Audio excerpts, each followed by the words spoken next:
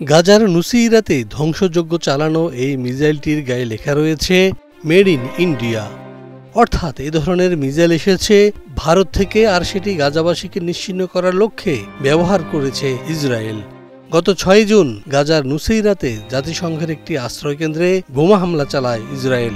ওই হামলার পর কুচ নিউজ নেটওয়ার্ক একটি ভিডিও প্রকাশ করে, যেখানে দৃশ্যমান হয় এই তথ্য যে ইসরায়েলকে ব্যাপক হারে অস্ত্র সরবরাহ করেছে ভারত। এর আগে চলতি বছরের ১৫ মে স্পেনের উপকূলের কাছাকাছি এসে দাঁড়িয়েছিল পণ্যবাহী জাহাজ বোরকুম। ওই সময় স্পেনের কার্তেগেনা বন্দরে জড়ো হয়েছিল অসংখ্য বিক্ষোভকারী। ফিলিস্তিনের পতাকা হাতে অবস্থান নেওয়া সেসব বিক্ষোভকারী দাবি করেছিলেন যেন জাহাজটিতে তল্লাশি চালানো হয়, কারণ তাদের আশঙ্কা জাহাজটি ইসরায়েলের অস্ত্র নিয়ে যাবে। ঠিক সেই সময় ইউরোপীয় ইউনিয়নের পার্লামেন্টের ডানপন্থী সদস্যরা চিঠি পাঠান স্পেনের প্রেসিডেন্ট পেদ্রো সান্তেজের কাছে এবং অনুরোধ জানান জাহাজটিকে যেন বন্দরে ভিড়তে না দেওয়া হয়, কারণ এতে করে ট্রানজিটের মাধ্যমে অস্ত্র নিয়ে যাওয়া হচ্ছে ইসরায়েলে।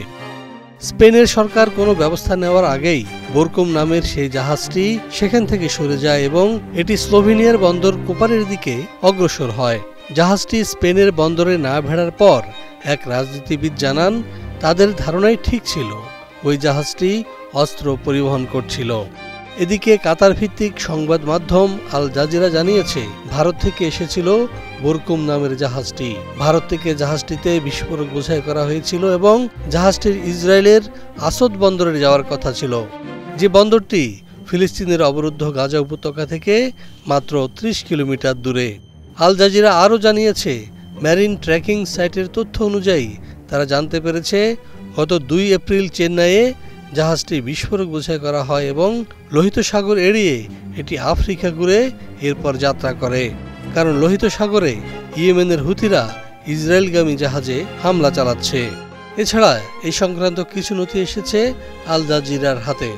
আল জাজিরার তথ্য অনুযায়ী বোরকুম নামের জাহাজটিতে ছিল ২০ টন রকেট ইঞ্জিন, ১২.৫ টন বিস্ফোরক সহ রকেট, ১৫০০ কেজি বিস্ফোরক দ্রব্য এবং কামানের ৭৪০ কেজি চার্জস এবং প্রপেলান্টস। সমালোচনা ও হামলা থেকে বাঁচতে জাহাজের কর্মীদের বলা হয়েছিল তারা যেন কোনোভাবেই ইসরায়েল এবং ইসরায়েলের সবচেয়ে বড় অস্ত্র উৎপাদনকারী সংস্থা IMI এর নাম উচ্চারণ না করে। তবে জাহাজটির মালিক জার্মানির MLBর এক কর্মকর্তা জাহাজে বিস্ফোরক বোঝাইয়ের দাবি অস্বীকার করেছেন। বোরকুম নামের জাহাজটি ছাড়াও ভারত থেকে আসা মারিয়ানা দানিকা নামের আরেকটি জাহাজকে গত ২১ মে ভিড়তে দেওয়া হয়নি স্পেনের বন্দরে।